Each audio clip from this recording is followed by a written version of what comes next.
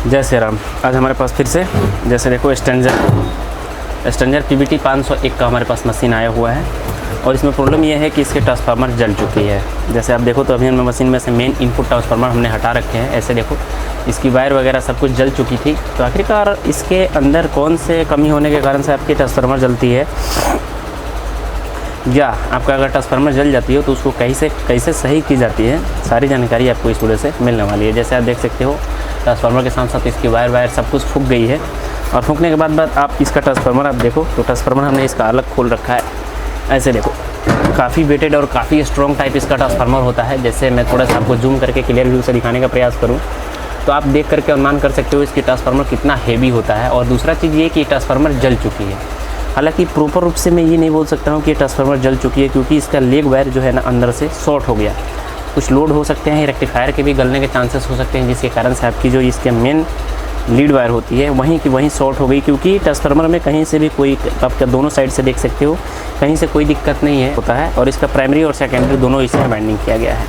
तो हम क्या करेंगे, ट्रांसफार्मर में कहीं से भी कोई भी ज़्यादा फूंकने के संकेत हमारे नहीं है, क्योंकि अगर ट्रांसफार्मर ज़्यादा फूंकी होती तो सब जगह से स्पार्किंग आते। इसकी ओनली वन लेग वायर ख़राब होने के कारण से, लेग वायर जलने के कारण से जो ट्रांसफार्मर है डेड रूप से हो गई और मशीन हमारे पास कंप्लेन में आ गई। सो हम क्या करेंगे, अब सर्वप्रथम तो मैं इसका रिपेयर करने का प्रयास करूंगा कि आखिरकार इसको कैसे रिपेयर की जा सके। अगर आपके भी पास भी ट्रांसफार्मर है, मशीन रखे हो, तो आप हमारे वीडियो के साथ अंत तक बने रहना, जिससे आपको बहुत अच्छी खासी नॉलेज मिलने वाली है। तो हम रिपेयर करने के लिए क्या करेंगे ना कि इसका प्राइमरी कॉइल जो होती है इसको हम ओपन करेंगे।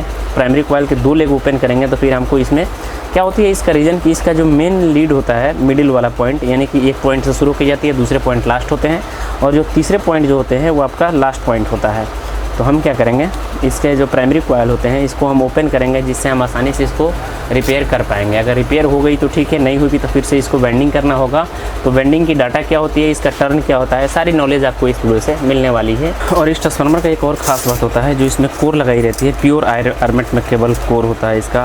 प्योर जो बोली जाती है ओरिजिनल कोर वही होता है। इसका कोर बहुत ही नाजुक होता है, क्योंकि आप लोग देखना स्टेबलाइजर का काम करते हो तो उसका कोर थोड़ा सा हार्डली होता है, लेकिन इसका कोर जो होता है ना ओरिजिनल आर्मेट केबल का, आर्मेट का केबल कोर होता है, जो कि काफ़ी स्ट्रॉन्ग टाइप होता है और काफ़ी इंपॉर्टेंट होता है। अगर ट्रांसफार्मर को वेल्डिंग की जाती है ना, तो इसमें कोई भी हमिंग नहीं रहते हैं। एक ट्रांसफार्मर में एक हमिंग आ जाती है, कोई भी हमिंग नहीं रहते हैं और कोई भी फ्लक्चुएशन नहीं आती है।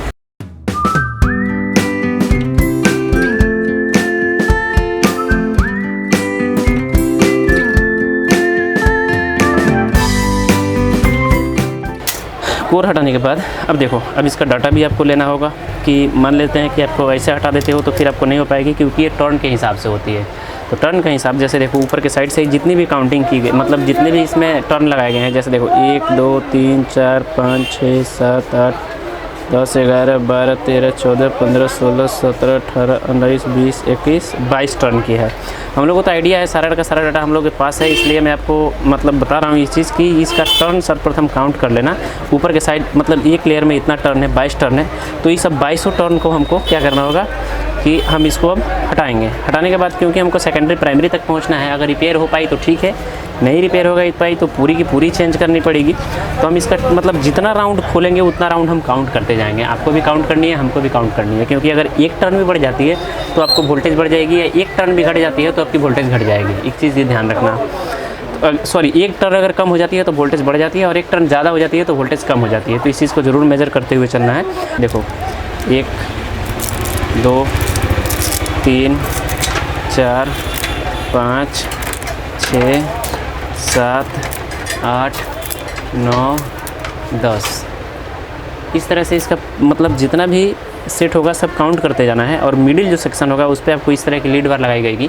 तो मिडिल वायर को काउंट कर लेना कि कितने से कितने तक जा करके मिडिल वायर हो रही है। तो हमने 10 टर्न अभी काउंट कर लिया हुआ है। इसी तरह से हम सारे के सारे इसके टर्न वन को खोलते हैं और इसका डाटा मेंशन करते हैं। आपको बताया कि मशीन की वेल्डिंग करने के लिए हमने देखो मशीन को वेल्डिंग पे जो इसका बोबिन है, बोबिन को फ्रेमिंग पे चढ़ा लिया हुआ है। और जिसकी पतली कॉइल है वो नहीं जली है, यानी कि इसकी सेकेंडरी नहीं जली है, प्राइमरी जल चुकी है। और ये देखो मैंने सेकेंडरी नहीं जली थी तो इसको आसानी जैसा था वैसा हमने इसको छोड़ रखा है, क्योंकि उसको हमने कोई भी टर्चर नहीं किया हुआ है। और उसके ऊपर से एक पेपर हमने लगा लिया है। और इसमें भी एक चीज़ खास ध्यान रखनी है कि वायर आपको कहीं से लूज़ नहीं होनी चाहिए, नहीं तो आपकी मशीन में हमिंग आ सकती है। तो ऐसे देखो हमने फ्रेम पर चढ़ा रखी है। और जो इसका मतलब मोटा वाला कॉइल जो जल चुका था, तो ऐसे देखो हमने इसका मोटे वाले कॉइल के लिए ऐसे कॉइल भी ले रखी है। और इसको मैंने दो हिस्सों में बांट लिया हुआ है, ताकि जो इसमें से हमने कॉइल निकाले उसको वेट करके प्रॉपर यानी कि 490 ग्राम का एक सेट था, तो हमने उस 490 का 2 सेट बना करके और ऐसे देखो इसकी लीड वायर वगैरह जो भी था सो हमने इसका क्लियर कर लिया हुआ है। रीज़न ये है कि अगर ये लीड वायर क्लियर नहीं करते तो इसके स्टेबलाइजर से थोड़ी सी अलग तरह की बेंडिंग की जाती है, इसलिए इस तरह से इसकी लीडिंग बिल्कुल परफेक्ट रूप से कर ली जाती है। साथ साथ एक सेट था जो हमारा यहाँ पे हमने रख रखा है और इसके में हमने लीड वायर सब कुछ लगा रखी है। तो चलिए इसकी बेंडिंग शुरू करते हैं। और बेंडिंग शुरू करने के लिए थोड़ा सा मैं टर्न के बारे में आपको जानकारी दे दूँ। तो टर्न के बारे में जानकारी देने के लिए इसमें आपको मतलब 55 बाई 55 टर्न की इसकी स्टेट डाली गई है, यानी कि 0 से 55 और फिर से 0 से 55 पे डाली गई है। और बीच वाली जो मिडिल वायर है उसको बनाने के लिए ऐसे देखो मैंने चार ऐसे देखो लीड वायर ऐसे हरे और रेड वायर हमने निकाल रखे हैं। रेड वायर जो होगी डाइवोड के दोनों सिरे पे चले जाएगी और दोनों दो हरे जो वायर होंगी आपकी डायरेक्टली न्यूट्रल पे चले जाएंगे। रीज़न ये है कि अब ट्रांसफार्मर में बीच से हम लोग फोल्ड करके मतलब बाहर के साइड ले लेते हैं, लेकिन इसमें आपको फोल्ड नहीं की जाती है। इसमें बराबर हिस्से में कट करके और उसको दोनों लीड अलग अलग ली जाती है। तार का वेट आपका टोटल तार का वेट 980 ग्राम लेना होगा, जो जिससे आपकी इसकी मोटी वाली कॉइल क्लियर होती है। वायर नंबर का बात करूँ तो वायर नंबर इसमें आपको यूज़ करने होंगे 16 नंबर की वायर, जो कि काफ़ी मोटी टाइप आती है। तो चलिए इससे इसकी वेल्डिंग को शुरू करते हैं। इसकी वेल्डिंग करने के लिए कैसे इसकी वायर बैठाई जाएगी एक सेट इसमें हम क्लियर करके फिर से आपको दिखाने का प्रयास करते हैं। अगर पूरी दिखाने का प्रयास करेंगे तो ज़्यादा लंबी वीडियो हो जाएगी, तो इसलिए चलिए ना इसकी एक सेट को क्लियर करते हैं कि आखिरकार इसमें कॉइल सेट कैसे बैठाई जाएगी, फिर से आपसे दिखाने का प्रयास करते हैं। और एक चीज़ ये ध्यान रखना है, इसकी बोबिन साइज़ का मैं बात करूँ तो बोबिन साइज़ इसका 3.5 में हो जाती है, यानी कि अंदर जो इसकी गैपिंग हो जाती है ये वाली गैपिंग ये आपका 3 इंच का होता है प्रॉपर, यहाँ से यहाँ तक की 3 इंच की होती है। और इसका जो मोटाई का बात करूँ यानी कि मोटाई का आपका 1.5 इंच का हो जाता है। ऐसे भी बात करूँ तो ऐसे 2.5 इंच का हो जाता है। तो इस तरह से आप बोबिन भी ले सकते हो या आपकी पुरानी वाली बोबिन जो ख़राब हुई होगी उस पर आपको इस्तेमाल कर सकते हो। तो चलिए वेल्डिंग को प्रारंभ करते हैं। तो जैसे कि अभी आप देखो मैंने इसका एक लेयर कंप्लीटेड कर लिया हुआ है और इस टोटल में आपका 32 टर्न आए हैं। तो ऐसे करके मतलब एक सेट में आपका 32 टर्न चढ़ी है, तो इस 32 टर्न को काउंट कर लेना होगा। अगर आप तार की वेट 490 ग्राम लेते हो तो पूरे को कोई भी टर्न गनने की आवश्यकता नहीं पड़ेगी। अगर आप टर्न नहीं गनते हो तो फिर अगर नहीं गनना चाहते हो तो 490 ग्राम तार लेना। अगर गन लेते हो तो आपको 55 बाई 55 टर्न पे इसको लीड वायर निकाल दी जाती है। तो जैसे शुरुआत हमने देखो यहाँ से किया हुआ है, जैसे आपको क्लियर व्यू से मैं दिखाने का प्रयास करूँ तो स्टार्टिंग हमने यहाँ से किया हुआ है और ये वाली वायर अंदर से आकर के हमारी बाहर निकल चुकी है ऐसे देखो। और इधर से इसका हमने स्टार्टिंग किया बांधना। अब ये जो जितना क्लियर हुआ है इस पर हम क्या करेंगे कि अब इस पर हम लेयर पेपर चढ़ाना करेंगे, लेयर पेपर चढ़ाएंगे इसके ऊपर से, जो इस तरह के बॉटर सीट जो होते हैं आपका यहाँ पे देखो।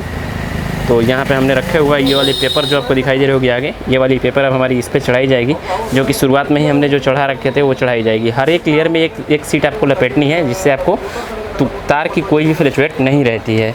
तो चलिए इस लेयर को पूरा कंप्लीट करते हैं। ये वाली जो बटर पेपर है अब इसके ऊपर से आएगी ऐसे। अभी लेयर हमारी ये कंप्लीटेड नहीं हुई है, फिर भी इसके ऊपर आएगी ताकि हमारी कोई भी वायर आपस में संपर्क ना हो पाए। और एक चीज़ ये ध्यान रखना कि जब भी आप मतलब लेयर कंप्लीट करो तो इस तरह से ठोक के वायर को ज़रूर सेटअप कर लेनी चाहिए। इससे होता ये है कि जो वायर आपकी इधर से उधर बिखरी रहेगी वो आपकी वायर एक जगह पे बैठ जाएगी। इस चीज़ का ध्यान रखना, ताकि अगर इसको नहीं ठोकते हो तो फिर जो आपकी वायर होगी, जैसे देखो ये कितनी अब मतलब फिट स्लिम दिखने लगी। जैसे पहले थोड़ा सा बांगो टिंगो दिख रहा था, लेकिन अब देखो कितनी फिट स्लिम दिखने लगी।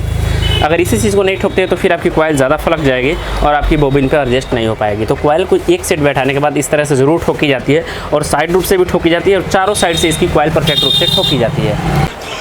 तो जैसे आप देख सकते हो हमने वेल्डिंग पूरी क्लियर कर ली हुई है। जैसे देखो अभी 4 वायरें हमारी लीड निकली है, तो जो 2 ने इसमें से बीच वाली वायर है ये 2 आपस में कनेक्टेड रहती है। जैसे आप किसी भी ट्रांसफार्मर से जो बोलते हैं वो 0/0 निकालने का, यानी कि 12/0/12, वैसे ही ये 45/0/45 की हो जाती है।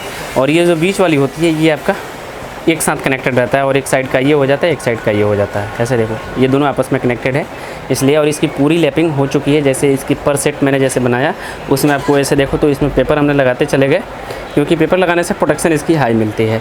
अब उसके बाद में इसमें जो जितने भी इसमें से हमने कोर वगैरह निकाले हुए हैं, जैसे इसी में कोर वगैरह ये निकाले गए हैं हमने, तो ये कोर वगैरह लगा करके इसकी पूरी परफॉर्मेंस में मशीन पे आपको दिखाने वाला हूँ। क्योंकि कोर वगैरह तो कोई भी लगा सकता है, 2-2 कोर उसमें बैठाई जाती है, 4-4 5-5 कोर एक साथ नहीं डाले जाते हैं, 2-2 कोर को एक साथ इसमें इंस्टॉल की जाती है।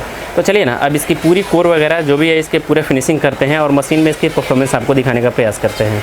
तो मेरे भाई मशीन को मैंने मतलब ट्रांसफार्मर को इंस्टॉल कर लिया हुआ है, सब कुछ कर लिया हुआ है। अब हम डायरेक्ट ट्रांसफार्मर के जो आउटपुट पॉइंट है हमने उसको जोड़ लिया हुआ है यहाँ देखो। और यहाँ तक जोड़ने के बाद हम क्या करेंगे ना, इसका हम यहीं से DC टू DC टेस्ट कर लेंगे। अगर ये वोल्ट आउटपुट हो रहा होगा, समथिंग 50 वोल्ट से ऊपर होना चाहिए, तो आपका ये ट्रांसफार्मर जो है ये पूर्ण रूप से काम कर रहा है। वोल्टेज दबेगी तो फिर आपकी दिक्कत हो सकती है, लेकिन इसमें 50 वोल्ट आने चाहिए था। मतलब हम इसलिए इस मतलब पूरे फाइनल वायरिंग इसलिए नहीं बता रहा हूँ, ताकि अगर फाइनल वायरिंग बताएंगे तो हो सकता है इधर अगर ट्रांजिस्टर वगैरह में कोई भी शॉर्ट होगी तो फिर आपकी दिक्कत हो जाएगी। जैसे अभी आपको दिखाई दे रहा होगा एक आपका यहाँ पे देखो मॉस्फेट की एक रेजिस्टेंस पूरी ब्लास्ट हो गई है यहाँ, जिसके कारण से हमने इसका आउटपुट पॉइंट नहीं लिया हुआ है। चलिए पहले वोल्टेज को ही टेस्ट कर लेते हैं, क्योंकि अगर वोल्टेज सही तो फिर आपकी ट्रांसफार्मर सही, क्योंकि हमने ट्रांसफार्मर की वाइंडिंग की है तो फिर आपको मैं ट्रांसफार्मर का ही वाइंडिंग में दिखाने वाला हूँ। मीटर पे थोड़ा ध्यान देना, आपका 60 वोल्ट के आसपास इस पर आपको दिखाई देंगे। ऐसा देखो 58.8 वोल्ट, यानी कि ये हमारी ट्रांसफार्मर जो है पूर्ण रूप से सही रूप से काम कर रहा है। बाकी ट्रांसफार्मर में कोई दिक्कत नहीं है। अब देखो एक चीज़ ये बता दूँ कि जैसे प्लस और माइनस से दोनों से ये काम कर रही है। जैसे अभी डैशबोर्ड पे आपका मेन कैपेसिटर पे नहीं बनेगा, रीज़न ये है कि अभी हमने इसका आउटपुट का पॉइंट नहीं जुड़ा हुआ है। और आउटपुट का पॉइंट इसलिए मैंने नहीं जुड़ा हुआ है ताकि इसकी एक साइड आपको दिखाई दे रहा है कि इसकी जो ट्रांजिस्टर लगी है वो आपकी शॉर्ट है। तो अगर शॉर्ट ट्रांजिस्टर पे हम इसको जोड़ते हैं तो फिर आपकी जलने की संकेत ज़्यादातर बन जाती है। ट्रांसफार्मर जलने के ज़्यादातर संकेत वहीं शॉर्ट ट्रांजिस्टर होने के कारण से इसका ओवरलोड स्विच देखो डायरेक्ट मार दी गई है, यहाँ से डायरेक्ट है, जिसके कारण से आपकी जो ओवरलोड है ट्रिप नहीं कर पाई और डायरेक्टली आपका ट्रांसफार्मर को ही डेड करवा दिया। तो इस तरह से अपने ओवरलोड स्विच को ज़रूर टेस्ट आउट कर लेना, क्योंकि अगर ओवरलोड स्विच यहाँ पे पीछे लगी रहती है, ऐसा देखो ये डायरेक्ट मारी गई है, अगर सही रहती तो फिर इस तरह के प्रॉब्लम इसमें नहीं आते। तो मैं आशा करता हूँ कि छोटी सी नॉलेज ट्रांसफार्मर की अच्छे से समझ में आ चुकी होगी। अगर इसकी मतलब मॉस्फेट जो भी इसमें लगाए गए हैं सो अगर टेस्ट करके बनाने का तरीका जानते हो तो मैं अगली वीडियो में आपको दे दूँगा, ज़रूर जाकर के चेकआउट कर लेना। फिलहाल आज के लिए इतना ही, मिलते हैं नए वीडियो में। आपका भाई प्रिंस, जय श्री राम।